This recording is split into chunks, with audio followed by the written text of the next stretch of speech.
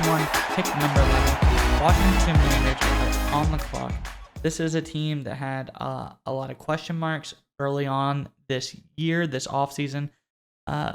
Whether they were good moves or not, they have filled some of the holes, so that's yet to be seen. So what do you think they're doing now? Now that there's a new load of draft picks in for them, a new perspective on the QB situation.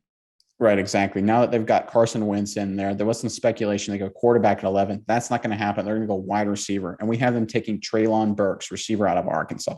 And look, a lot of different people, this kind of depends on your flavor receiver. Drake London, wide receiver out of Southern Cal was mentioned. Garrett Wilson, wide receiver out of Ohio State, is another potential guy.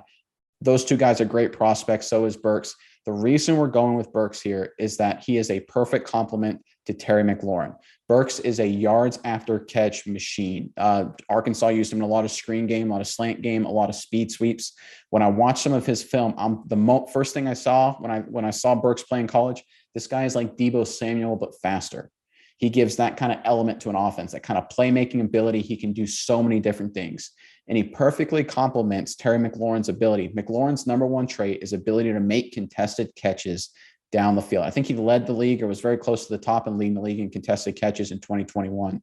I think that kind of complementary football is exactly what will help Washington out and help Carson Wentz out. Because I think one of the things that Washington has struggled with offensively is just creating offense out of nothing. A lot of the last few years has been, hey, can we just throw it up to McLaurin and can he make a play?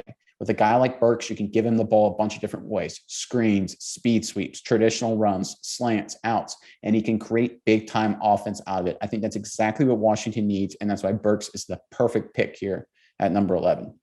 And while I think Carson Wentz is a questionable quarterback for the Commanders at best, one thing he's known for is he lays it all out on the line every play. His body is nothing but a tool for him in the game. He doesn't care about his personal safety.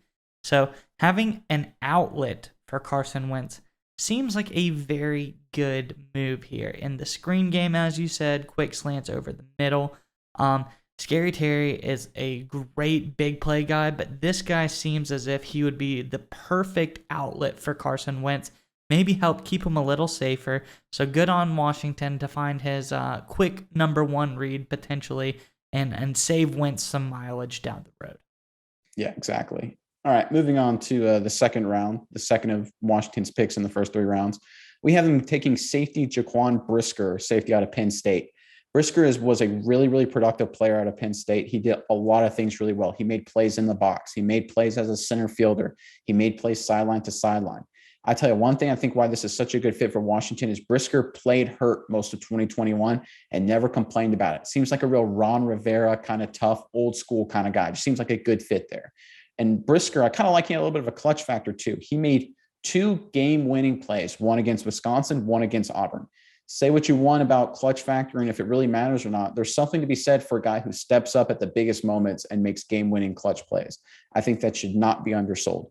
The reason Brisker here is in the second round is he did have some consistency issues. Now, listen, I think that's probably because of the injuries like I talked about. I think if he stays healthy, he is a top flight safety. And Washington, they made the right decision to move on from Landon Collins this season. I think Brisker is a perfect fit to come and replace Collins and even be a big upgrade at the safety position. All right, Nick.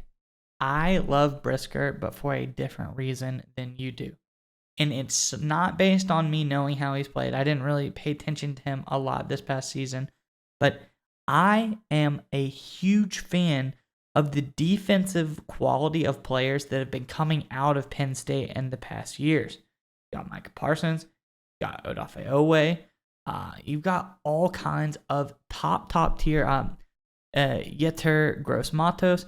There's tons of top tier defensive talent coming out of Penn State recently, and I think it's almost a surefire thing nowadays to pick up a good team leader, number one defender on the team type of player from Penn State. Play him into your defense and get a lot of productiveness out of. Penn State has been doing a lot of great things on defense.